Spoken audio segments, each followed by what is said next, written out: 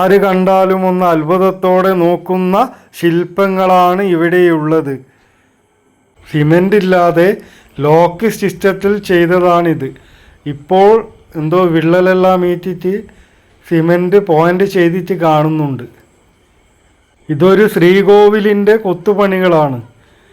ചെറിയൊരു ഏരിയ വരെ കൊത്തുപണികളായി നിറഞ്ഞിരിക്കുന്നു. ആരും ഒന്ന് അത്ഭുതത്തോടെ നോക്കിക്കാണും ഈ കൊത്തുപണികൾ കണ്ടാൽ. ഇത് വിദ്യാശങ്കര ക്ഷേത്രമാണ്, നമ്മളെ ശൃംഗേരിയാണ്. ശങ്കരാചാര്യ സ്ഥാപിച്ച ശൃംഗേരി മഠമാണ്.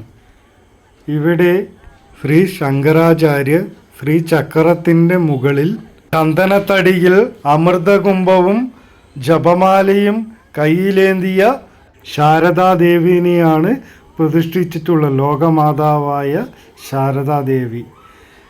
ഇവിടെ വർഷം കണക്കാക്കിയിട്ട് 12 തൂണുകൾ സ്ഥാപിച്ചിട്ടുണ്ട്.